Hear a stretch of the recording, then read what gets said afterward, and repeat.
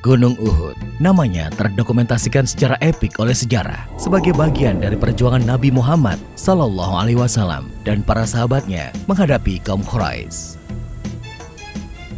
Bulan Syawal tahun ketiga Hijriah, gunung ini menjadi saksi bagaimana akhir dari sebuah perang bisa memberi pelajaran berharga bagi kaum muslimin. Setahun sebelumnya, pertempuran pertama kaum muslim melawan Quraisy Mekah terjadi di Lembah Badar. Perang tersebut membuat Nabi Muhammad tidak hanya dikenal sebagai pemimpin agama, tetapi juga ahli strategi perang yang mumpuni. Abu Sufyan, salah satu pemimpin Quraisy Mekah, segera melakukan persiapan besar-besaran demi pembalasan. Tokoh Quraisy ini sangat terpukul atas kekalahan di Lembah Badar, sehingga melakukan persiapan yang benar-benar matang. Bukan hanya pasukan infanteri yang dipersiapkan, tetapi juga pasukan berkuda atau yang dikenal sebagai kavaleri. Sebanyak 3.000 infanteri dipersiapkan oleh Abu Sufyan. Sebagian dari pasukan infanteri tersebut dilengkapi dengan baju besi. Dalam waktu yang singkat, Abu Sufyan berhasil mengumpulkan pasukan yang terdiri dari 3.000 infanteri dan 200 kavaleri. Dan sekarang, mereka pun menuju Madinah. Bukan hanya pasukan yang besar dan bersenjata lengkap, Abu Sufyan juga membawa pakar strategi perang berpengalaman, Khalid bin Walid. Abu Sufyan tidak lupa membawa Hubal, berhala atau tuhan kaum Quraisy Mekah yang paling besar. Tidak ingin mengulangi kesalahan yang sama seperti di Perang Badar, kini pasukan Quraisy Mekah mengambil jalan di dekat sumber-sumber air. Mereka mengambil tempat perkemahan di Lembah Sabkhah, sebuah tempat yang memiliki 2 mata air. Sementara itu, Madinah dalam kondisi yang tenang, tidak ada aktivitas militer, karena penghuninya belum mengetahui bahaya yang sudah mendekat. Ketenangan itu berakhir ketika seseorang yang diutus paman Nabi, Abbas, datang membawa surat dari Mekah. Nabi dan para sahabat akhirnya menyadari bahwa bahaya telah sangat dekat. Nabi segera mengirim orang untuk mengintai gerak-gerik pasukan musuh yang berkemah di Lembah Sabkhah. Pada tanggal 6 Syawal tahun ketiga Hijriah, setelah memastikan keberadaan posisi musuh, Nabi Muhammad dengan para sahabatnya segera menyusun rencana menghadapi pasukan dari Mekah tersebut. Melihat kekuatan musuh yang lebih kuat dan terlatih daripada yang dihadapi dalam Perang Badar, Nabi Muhammad mengusulkan agar menunggu musuh masuk ke Madinah dan melawan mereka dengan cara perang kota. Cara ini akan membuat musuh terjebak dalam kelompok-kelompok kecil, sehingga lebih mudah dihadapi daripada melawan mereka di tempat terbuka. Namun, kaum muslim masih dihinggapi euforia dari kemenangan di Lembah Badar. Beberapa sahabat mengusulkan kepada Nabi agar menyambut musuh di luar kota Madinah. Setelah mendengar usulan tersebut, Nabi Muhammad masuk ke rumah dan keluar dengan memakai baju zirah dan menyiapkan senjata. Melihat sikap Nabi, para sahabat terkejut. Mereka pun saling berbicara satu sama lainnya dan merasa telah membangkang terhadap perintah Nabi. Para sahabat kemudian meminta Hamzah menyampaikan bahwa mereka tunduk kepada segala keputusan Nabi. Hamzah sengaja yang diminta karena beliau adalah paman Nabi. Nabi pun menjawab bahwa dirinya bukanlah seorang nabi jika menanggalkan baju zirah dan senjatanya sebelum perang dimulai.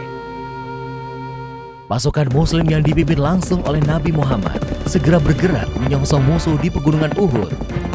Nabi Muhammad memimpin 1.000 infanteri dan 50 pemanah.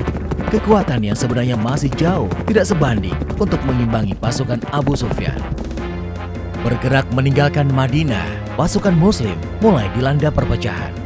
Abdullah bin Ubay ibnu Salul dan 300 pasukannya memutuskan kembali ke Madinah.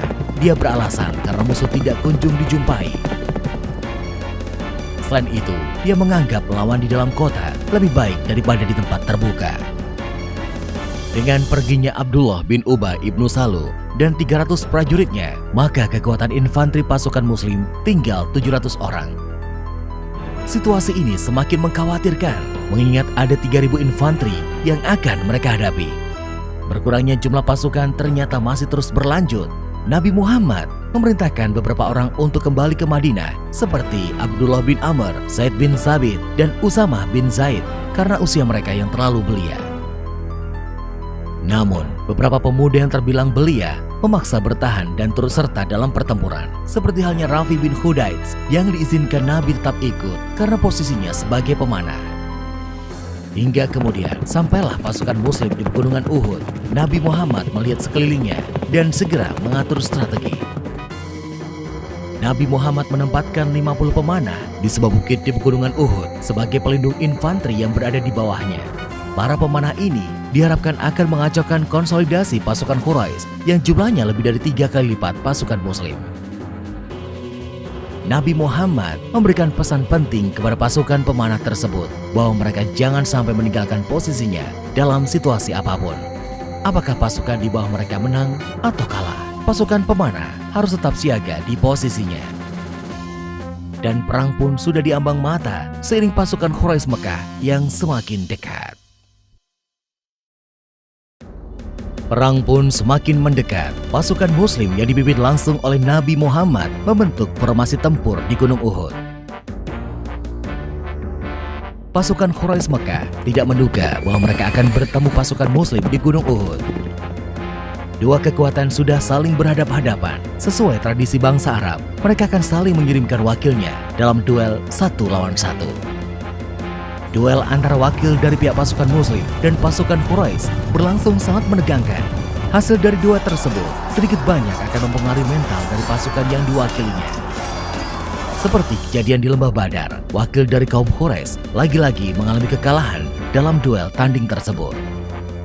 Setelah duel tanding, perang yang sebenarnya pun berlangsung. Pasukan kavaleri Quraisy bergerak lebih dahulu dan diikuti infanteri. Sedangkan pasukan muslim bersiap sambil menghunuskan tombaknya menyambut gerak maju pasukan Quraisy. Begitu pasukan Quraisy Mekah semakin dekat, tiba-tiba saja anak-anak panah berhamburan dari puncak Gunung Uhud. Hujan anak panah membuat kavaleri tertahan.